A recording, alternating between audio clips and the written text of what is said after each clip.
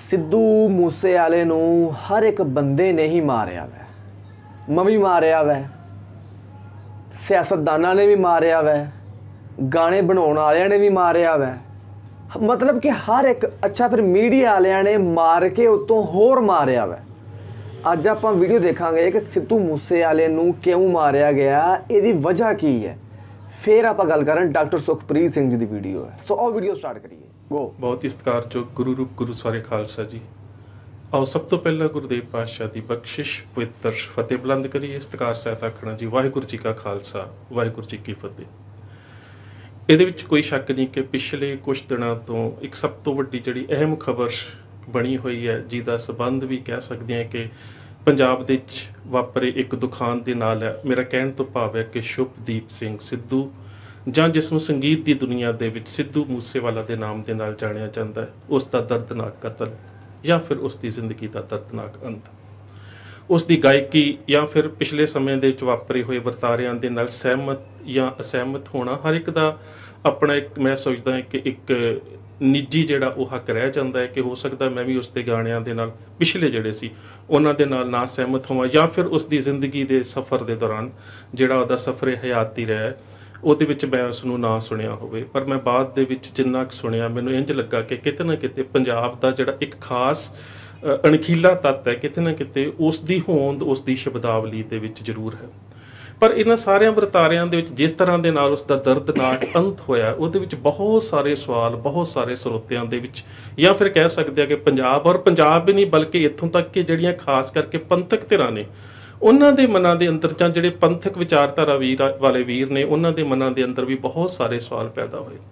ਔਰ ਇਹਦੇ ਵਿੱਚ ਇੱਕ ਗੱਲ ਜਿਹੜੀ ਹੈ ਉਸ ਨੂੰ ਕਦੀ ਵੀ ਨਜ਼ਰ ਅੰਦਾਜ਼ ਨਹੀਂ ਕੀਤਾ ਜਾ ਸਕਦਾ ਕਿ ਸਾਰੇ ਘਟਨਾਕ੍ਰਮ ਦੇ ਵਿੱਚ ਕਹਿ ਸਕਦੇ ਹੋ ਕਿ ਜਿਸ ਦਿਨ ਉਸ ਦੇ ਉੱਪਰ ਹਮਲਾ ਹੁੰਦਾ ਹੈ, ਉਸ ਤੋਂ ਬਾਅਦ ਉਸ ਦਾ ਜਿਹੜਾ ਉਹ ਦੇਹਾਂਤ ਹੋ ਜਾਂਦਾ ਹੈ, ਉਸ ਕਤਲ ਤੋਂ ਬਾਅਦ ਜਿੰਨਾ ਚਿਰ ਤੱਕ ਲਾਸ਼ ਦਾ ਪੋਸਟਮਾਰਟਮ, ਜਾਂ ਫਿਰ ਉਸ ਤੋਂ ਬਾਅਦ ਜਿਨ੍ਹਾਂ ਲੋਕਾਂ ਦਾ ਨਾਮ ਉਸ ਦੇ ਕਤਲ ਦੇ ਵਿੱਚ ਆਉਂਦਾ ਹੈ ਉਹਨਾਂ ਦੇ ਵਾਰੰਟ ਜਿਹੜੇ ਨੇ ਉਹ ਜਾਰੀ ਹੋਣੇ, ਜਾਂ ਫਿਰ ਉਸ ਤੋਂ ਬਾਅਦ ਦਿੱਲੀ ਤੋਂ ਉਹਨਾਂ ਨੂੰ ਲੈ ਕੇ ਆਉਣਾ, ਉਸ ਸਾਰੇ ਵਰਤਾਰੇ ਦੇ ਵਿੱਚ ਜਿਹੜੀ ਸਾਡੇ ਕੁਛ, ਮੈਂ ਸਾਰੇ ਮੀਡੀਆ ਨੂੰ ਦੋਸ਼ ਨਹੀਂ ਦਿੰਦਾ, ਪਰ ਕੁਛ ਮੀਡੀਆ ਹਾਊਸ ਇਵੇਂ ਦੇ ਰਹੇ ਨੇ ਜਿਨ੍ਹਾਂ ਦੀ ਕਹਿ ਸਕਦੇ ਹੋ ਕਿ ਭੂਮਿਕਾ ਬਹੁਤ ਹੀ ਦੋਇਮ ਦਰਜੇ ਦੀ, ਜਾਂ ਕਹਿ ਸਕਦੇ ਹਾਂ ਕਿ ਬਹੁਤ ਨੀਵੇਂ ਦਰਜੇ ਦੀ ਭੂਮਿਕਾ ਰਹੀ ਹੈ। ਮੈਨੂੰ ਯਾਦ ਹੈ ਮੈਂ ਉਸ ਦਿਨ ਵੇਖ ਰਿਹਾ ਸੀ ਕਿ ਅਜੇ ਮ੍ਰਿਤਕ ਦੇ ਘਰ ਨਹੀਂ ਸੀ ਆਈ ਤੇ ਜਿਹੜੇ ਉਹਦੇ ਰਿਸ਼ਤੇਦਾਰ ਜਾਂ ਫਿਰ ਉਹਦੇ ਹਮਦਰਦ ਘਰ ਦੇ ਵਿੱਚ ਪਹੁੰਚ ਰਹੇ ਸੀ, ਉਹਨਾਂ ਦੇ ਮੂੰਹ ਦੇ ਵਿੱਚ ਮਾਈਕ ਦੇ ਦੇ ਕੇ ਪੁੱਛਿਆ ਜਾ ਰਿਹਾ ਸੀ ਤੁਹਾਨੂੰ ਕਿਵੇਂ ਮਹਿਸੂਸ ਹੋ ਰਿਹਾ ਜੀ ਅੱਜ। ਔਰ ਇੱਥੋਂ ਤੱਕ ਕਿ ਮੈਨੂੰ ਯਾਦ ਇੱਕ ਗਾਇਕਾ ਨੇ ਕਹਿ ਵੀ ਦਿੱਤਾ ਕਿ ਸਾਡੇ ਕੋਲ ਗੱਲਾਂ ਕਰਨ ਦੀ ਹਿੰਮਤ ਨਹੀਂ ਹੈਗੀ, ਸਾਡੇ ਕੋਲ ਹੌਸਲਾ ਨਹੀਂ ਹੈਗਾ, ਅਸੀਂ ਇੰਨੇ ਦਰਦ ਦੇ ਵਿੱਚ ਜਿਹੜਾ ਉਹ ਭਿੱਜੇ ਹੋਏ ਹਾਂ ਵੀ ਅਸੀਂ ਉਸ ਦੀ ਕੋਈ ਗੱਲ ਨਹੀਂ ਕਰ ਸਕਦੇ। ਸੋ ਇਹਦੇ ਵਿੱਚ ਮੈਨੂੰ ਇੰਝ ਲੱਗਾ ਕਿ ਜਿਹੜੀ ਮੀਡੀਆ ਦੀ ਸੰਜੀਦਗੀ ਸੀ ਇਸ ਵਾਰੀ ਉਹਦੇ ਉੱਪਰ ਇੱਕ ਬਹੁਤ ਵੱਡਾ ਸਵਾਲੀਆ ਚਿੰਨ੍ਹ ਪੈਦਾ ਹੋਇਆ। ਔਰ ਕਿਤੇ ਨਾ ਕਿਤੇ ਮੈਂ ਸੋਚਦਾ ਕਿ ਚੰਗੀ ਗੱਲ ਵੀ ਹੈ ਵੀ ਕਿਤੇ ਨਾ ਕਿਤੇ ਸੋਸ਼ਲ ਮੀਡੀਆ ਦੇ ਵਿੱਚ ਸੋਸ਼ਲ ਮੀਡੀਆ ਦੇ ਬਾਰੇ ਚਰਚਾ ਨੇ ਜ਼ਰੂਰ ਜਨਮ ਲਿਆ ਕਿ ਜਿਸ ਤਰ੍ਹਾਂ ਦੇ ਨਾਲ ਪੇਸ਼ਕਾਰੀ ਕੀਤੀ ਗਈ, ਆ ਜਾ ਕੇ ਇੰਝ ਲੱਗਾ ਕਿ ਅਸੀਂ ਉਹ ਗਿਰਜਾ ਬਣ ਚੁੱਕੇ ਹਾਂ ਜਿਹੜੇ ਹਰ ਥਾਂ ਦੇ ਉੱਪਰ ਮਾਸ ਹੀ ਨੋਚਣਾ ਚਾਹੁੰਦੇ ਹਾਂ। ਪਰ ਬਹੁਤ ਸਾਰਾ ਐਸਾ ਵੀ ਮੀਡੀਆ ਹੈ ਜਿਨ੍ਹਾਂ ਦੀ ਇੱਥੇ ਸ਼ਲਾਘਾ ਕਰਨੀ ਬਣਦੀ ਹੈ, ਜਿਨ੍ਹਾਂ ਨੇ ਬਹੁਤ ਹੀ ਸਿੰਸੀਅਰਟੀ ਦੇ ਨਾਲ ਬੜੀ ਸੰਜੀਦਗੀ ਦੇ ਨਾਲ ਇਸ ਮੁੱਦੇ ਦੇ ਉੱਪਰ ਆਪਣੀ ਸਾਰੀ ਜਿਹੜੀ ਜ਼ਿੰਮੇਵਾਰੀ ਸੀ ਉਸ ਨੂੰ ਨਿਭਾਇਆ।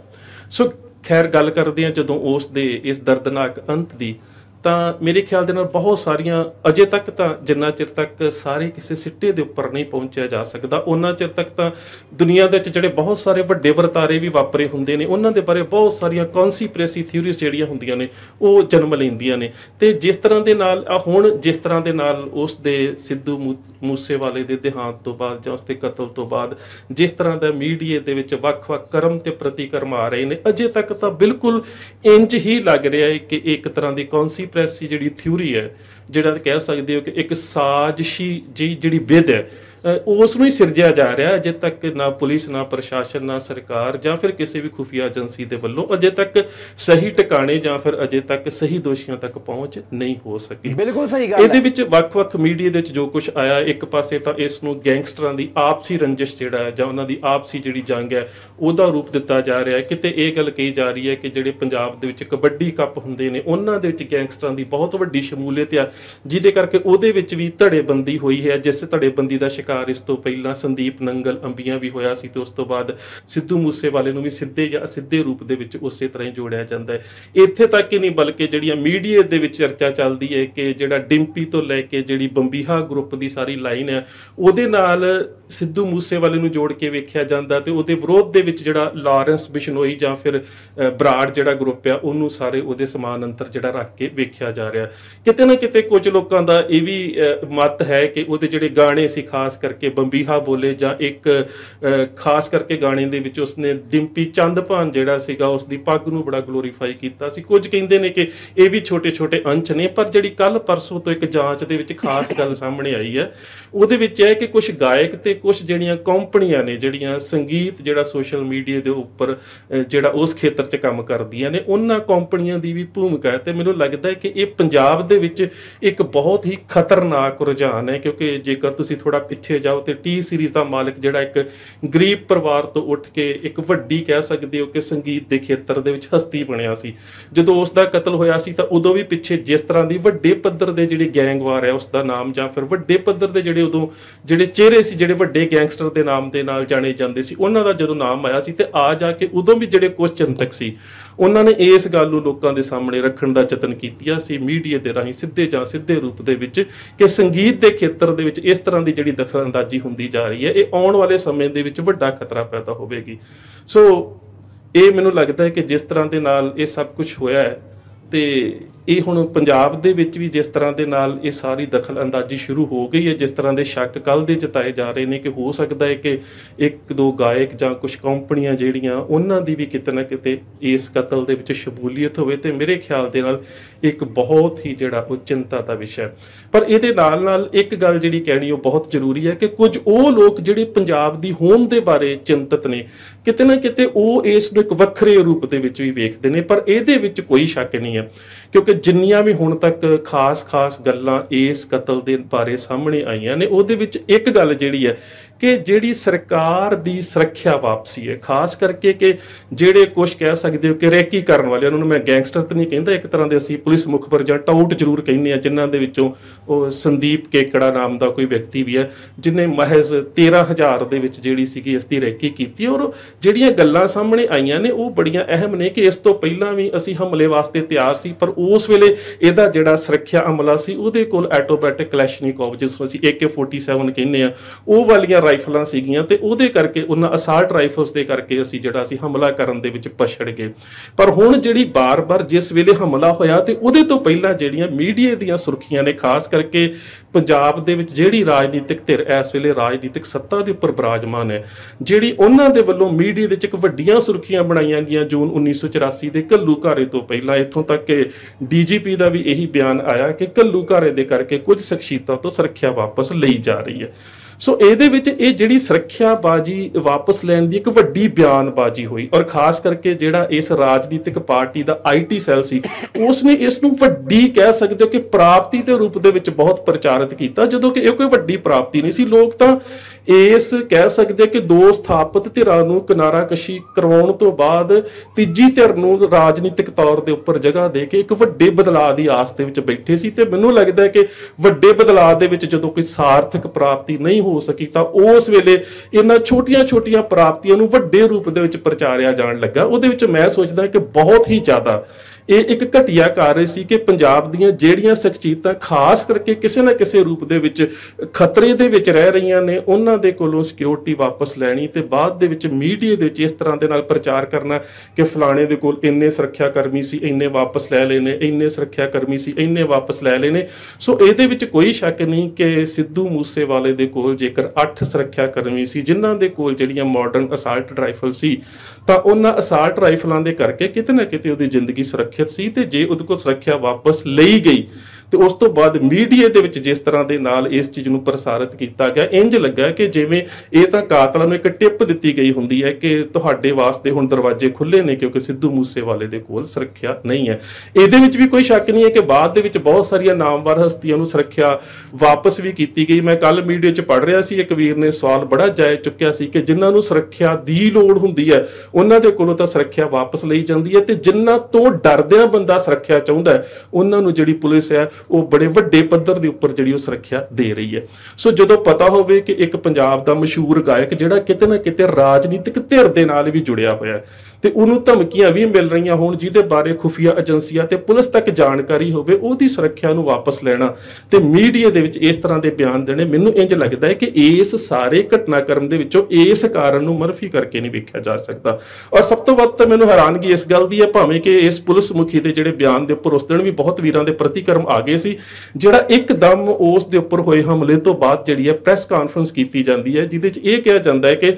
ਇਸ ਹਮਲੇ ਦੇ ਵਿੱਚ ਇੱਕ ਬਹੁਤ ਹੀ ਜ਼ਿਆਦਾ ਸਫਿਸਟੀਕੇਟਡ ਵੈਪਨ ਜਿਹੜਾ ਰਸ਼ੀਆ ਦਾ ਬਣਿਆ ਹੋਇਆ AN-94 ਜਿਹਦਾ ਬੋਰ ਜਿਹੜਾ 5.45 ਹੈ ਉਹ ਵਰਤਿਆ ਗਿਆ। ਉਹ ਜਿਹੜੇ ਸ਼ੈਲ ਨੇ ਉਹਨਾਂ ਤੇ ਅੰਦਾਜ਼ਾ ਲਗਾਇਆ ਗਿਆ ਹੈ। ਹੁਣ ਇਹਦੇ ਵਿੱਚ ਇੱਕ ਸਵਾਲ ਜਿਹੜਾ ਸੀਗਾ ਉਹ ਬਹੁਤ ਹੀ ਜ਼ਿਆਦਾ ਕਹਿ ਸਕਦੇ ਹੋ ਕਿ ਗੰਭੀਰਤਾ ਦੇ ਨਾਲ ਸੋਚਣ ਦੀ ਲੋੜ ਸੀ ਕਿ ਇੰਨਾ ਸਟੀਕ ਬਿਆਨ ਜਿਹੜਾ ਕਿ ਇਸ ਵੈਪਨ ਦੀ ਵਰਤੋਂ ਹੋਈ ਉਹ ਕਿਸ ਆਧਾਰ ਦੇ ਉੱਪਰ ਦਿੱਤਾ ਗਿਆ ਹੈ, ਜਦੋਂ ਕਿ ਪੰਜਾਬ ਦੇ ਵਿੱਚ ਤਕਰੀਬਨ 1984 ਤੋਂ ਲੈ ਕੇ 1992 ਤੱਕ ਜਿਹੜਾ ਸਿੱਖ ਸੰਘਰਸ਼ ਦਾ ਸਿਖਰ ਰਿਹਾ ਹੈ ਉਹਦੇ ਵਿੱਚ ਬਹੁਤ ਜਗ੍ਹਾ ਦੇ ਉੱਪਰ AK-74 ਜਿਹੜੀ ਆ ਵਰਤੀ ਗਈ ਹੈ। AK-47 ਤੇ 74 ਦੇ ਵਿੱਚ ਜਿਹੜਾ ਕਾਰਟ੍ਰਿਜ ਦਾ ਜਿਹੜਾ ਸਾਈਜ਼ ਹੈ ਉਹਦਾ ਅੰਤਰ ਹੁੰਦਾ ਹੈ ਕਿ 47 ਦਾ ਜਿਹੜਾ ਕਾਰਟ੍ਰਿਜ ਸਾਈਜ਼ ਹੈ ਜਿਸ ਨੂੰ ਅਸੀਂ ਕਾਰਤੂਸ ਕਹਿੰਦੇ ਆ 7.62 ਹੁੰਦਾ ਹੈ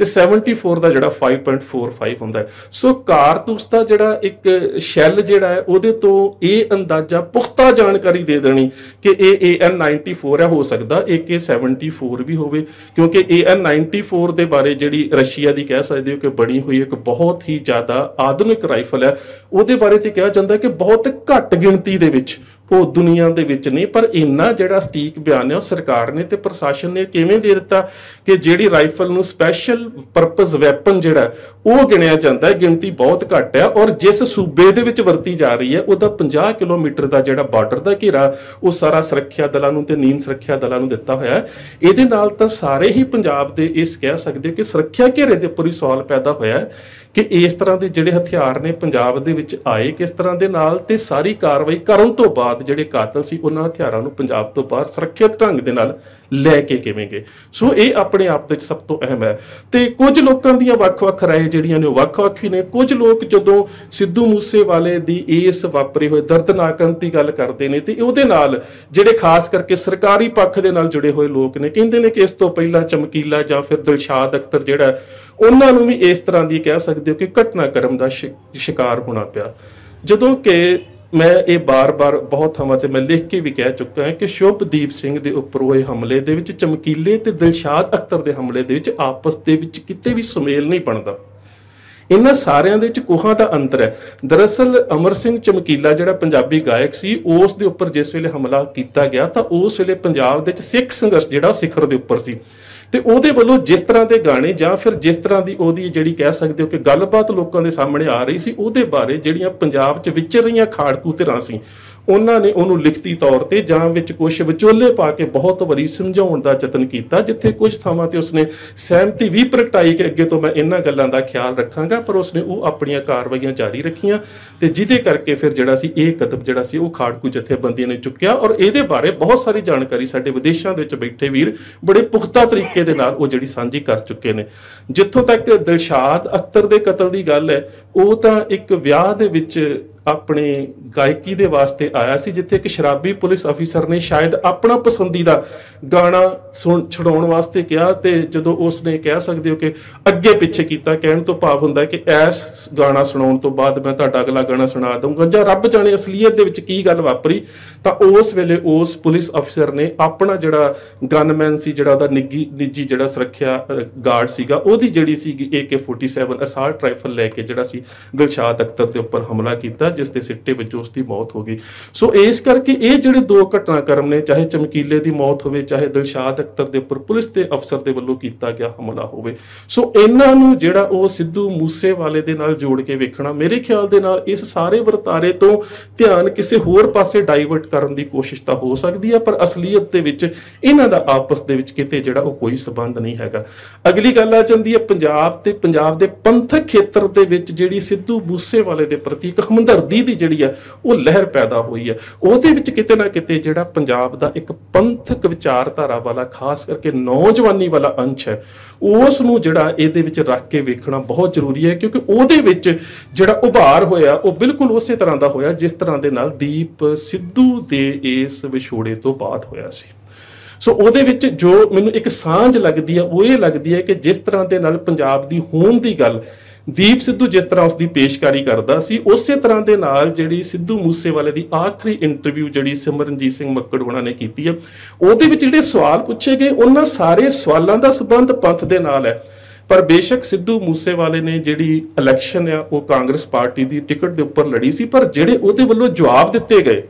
ਉਹ ਸਾਰੇ ਜਵਾਬ ਉਸਨੇ ਪਾਰਟੀ ਪੱਧਰ ਤੋਂ ਉੱਪਰ ਉੱਠ ਕੇ ਪੰਥਕ ਨਜ਼ਰੀਏ ਤੋਂ ਦਿੱਤੇ। ਔਰ ਇੱਕ ਗੱਲ ਹੋਰ ਵੀ ਹੈ ਕਿ ਬੇਸ਼ੱਕ ਉਹਦੇ ਬਾਰੇ ਪੰਜਾਬ ਦੇ ਸਾਬਕਾ ਜੇਲ੍ਹ ਮੰਤਰੀ ਤੇ ਸਾਬਕਾ ਜਿਹੜੇ ਉਪ ਮੁੱਖ ਮੰਤਰੀ ਸੁਖਜਿੰਦਰ ਸਿੰਘ ਰੰਧਾਵਾ ਜਾਂ ਫਿਰ ਹੋਰ ਵੀ ਕਾਂਗਰਸ ਦੇ ਕਈ ਆਗੂ ਬਿਆਨ ਦੇ ਚੁੱਕੇ ਨੇ ਕਿ ਬੇਸ਼ੱਕ ਸਿੱਧੂ ਮੂਸੇਵਾਲਾ ਦੀ ਜਿਹੜੀ ਦਿਲਚਸਪੀ ਹੈ ਉਹ ਕਿਸੇ ਵੀ ਤਰੀਕੇ ਦੇ ਨਾਲ ਸਿਆਸਤ ਦੇ ਵਿੱਚ ਨਹੀਂ ਸੀ ਹੈਗੀ, ਪਰ ਉਹ ਆਪਣੇ ਉੱਪਰ ਹੋਣ ਵਾਲੇ ਹਮਲੇ ਜਾਂ ਆਪਣੇ ਖਤਰੇ ਤੋਂ ਬਿਲਕੁਲ ਆਗਾਹ ਸੀ, ਜਿਸ ਕਰਕੇ ਚਾਹੁੰਦਾ ਸੀ ਕਿ ਜੇਕਰ ਮੈਂ ਕਿਸੇ ਧਿਰ ਦੇ ਵੱਲੋਂ ਕਿਸੇ ਤਰ੍ਹਾਂ ਕਿਸੇ ਰਾਜਨੀਤਿਕ ਅਹੁਦੇ ਦੇ ਵਿੱਚ ਭਾਵ ਕਿ MLA ਵਿਧਾਇਕ ਬਣ ਜਾਵਾਂ ਤਾਂ ਕਿਤੇ ਨਾ ਕਿਤੇ ਜਿਹੜੀ ਮੇਰੀ ਸੁਰੱਖਿਆ ਹੈ ਉਹ ਹਮੇਸ਼ਾ ਹੀ ਜਿਹੜੀ ਆ ਉਹ ਕਾਰਗਰ ਰਹੇਗੀ। ਤੇ ਇਸ ਤਰ੍ਹਾਂ ਦੇ ਨਾਲ ਵੱਖ-ਵੱਖ ਮੌਕਿਆਂ ਦੇ ਉੱਪਰ ਜਾਂ ਵਰਤਾਰਿਆਂ ਦੇ ਉੱਪਰ ਇੱਕ ਤੇ ਸੁਰੱਖਿਆ ਵਾਪਸ ਨਹੀਂ ਲਈ ਜਾਵੇਗੀ, ਦੂਜਾ ਬਾਰ-ਬਾਰ ਜਿਹੜੇ ਮੈਨੂੰ ਤਰਲੇ ਕਰਨੇ ਪੈਂਦੇ ਨੇ ਵੱਖ-ਵੱਖ ਪੁਲਿਸ ਅਫਸਰਾਂ ਦੇ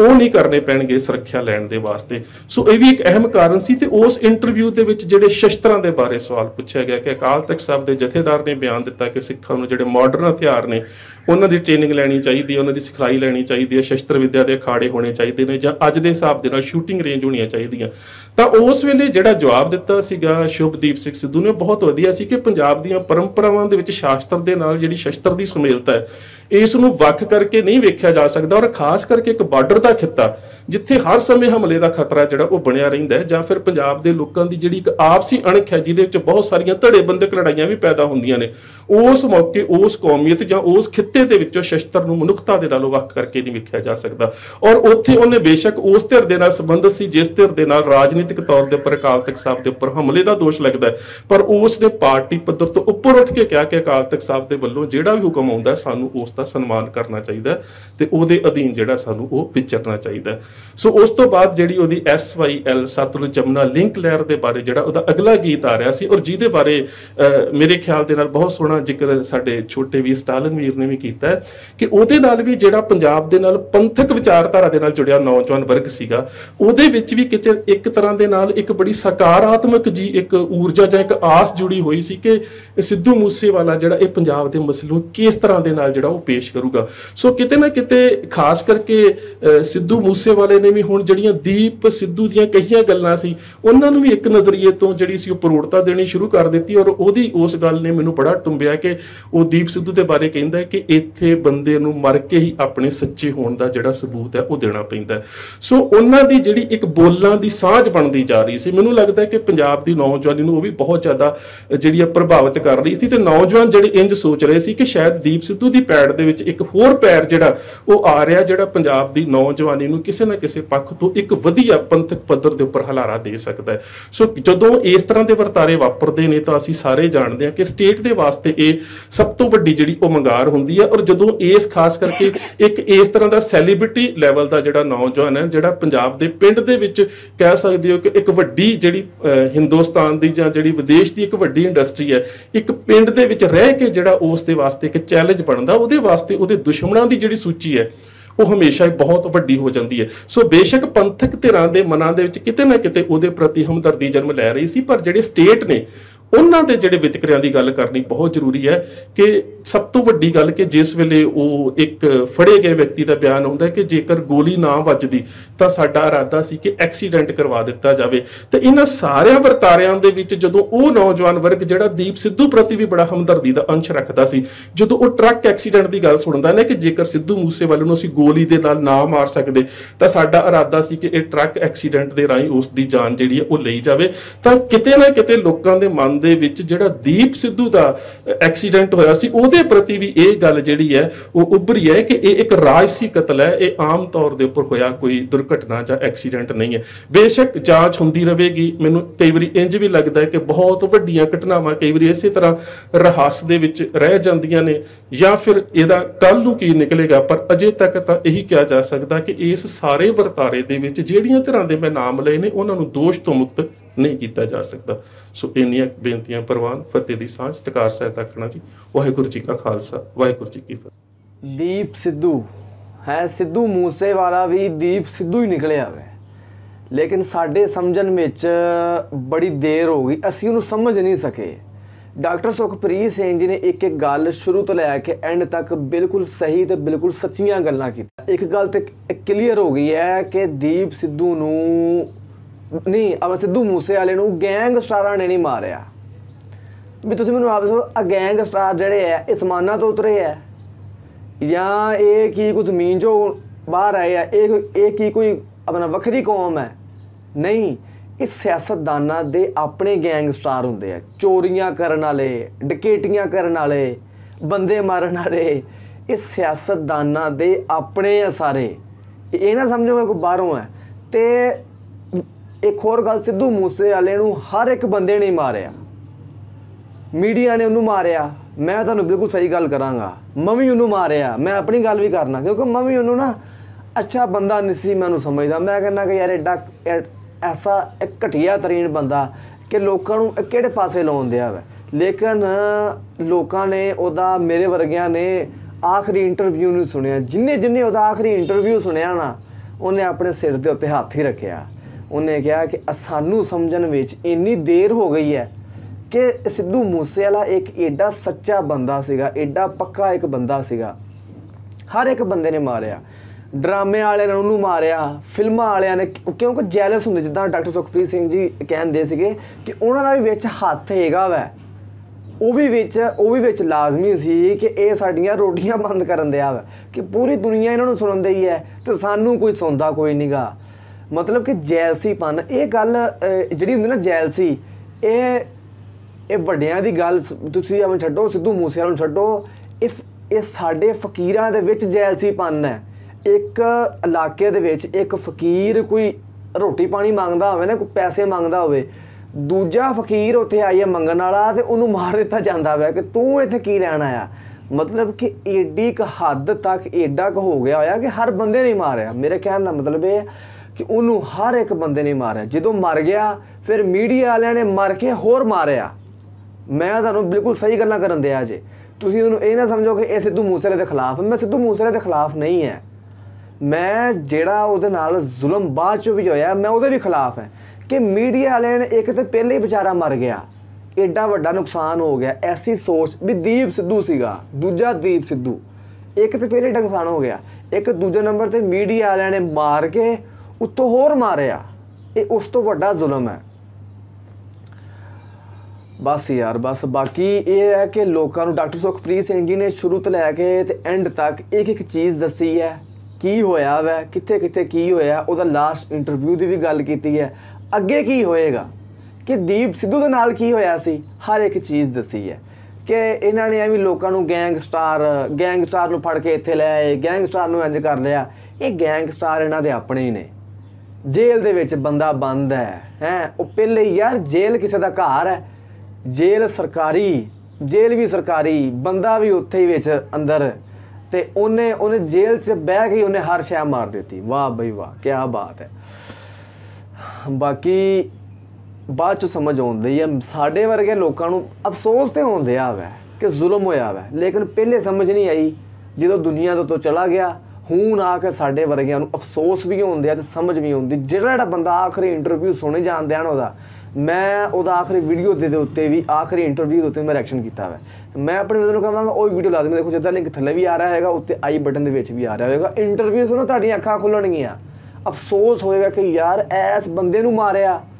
ਹੈ। ਸਾਨੂੰ ਤੇ ਸਿੱਧੂ ਮੂਸੇਵਾਲੇ ਦੇ ਬਾਰੇ ਕੁਝ ਹੋਰ ਦੱਸਿਆ ਗਿਆ ਸੀ, ਇਹ ਤੇ ਬੰਦਾ ਕੁਝ ਹੋਰ ਹੈ। ਇੱਕ ਸੱਚਾ ਬੰਦਾ ਸੀਗਾ, ਸਿਆਸਤਦਾਨ ਨਹੀਂ ਸੀ, ਇੱਕ ਬਿਲਕੁਲ ਸੱਚਾ ਤੇ ਖਰਾ ਬੰਦਾ ਸੀ। ਪੂਰੀ ਦੁਨੀਆ ਨੇ ਉਹਦੇ ਕੋਲ ਬੜਾ ਜੈਲਸ ਹੋਈ, ਬੜਾ ਪੈਸਾ ਕਮਾਇਆ। ਬਸ ਤੇ ਬਾਕੀ ਜੋ ਮੈਂ ਆਪਣੀ ਮੁਸਲਮਾਨੀਅਤ ਦੀ ਨਜ਼ਰ ਵਿੱਚ ਜੋ ਮੈਂ ਸਮਝਣਾ ਸੀ ਉਹ ਮੈਂ ਤੁਹਾਨੂੰ ਦੱਸ ਦਿੱਤਾ। ਬਾਕੀ ਤੁਹਾਡਾ ਹੀ ਖਿਆਲ ਹੈ, ਤੁਹਾਡੀ ਕੀ ਰਾਏ ਹੈ, ਤੁਸੀਂ ਤਾਂ ਕਮੈਂਟ ਬਾਕਸ ਵਿੱਚ ਲਾਜ਼ਮੀ ਦੱਸੋ। ਇਹ ਸੀ ਅੱਜ ਦੀ ਵੀਡੀਓ, ਮਿਲਾਂਗੇ ਤੁਹਾਨੂੰ ਅਗਲੀ ਵੀਡੀਓ ਵਾਸਤੇ। ਇਜਾਜ਼ਤ ਚਾਹੁੰਦੇ ਹਾਂ, ਅੱਲਾਹ ਹਾਫਿਜ਼।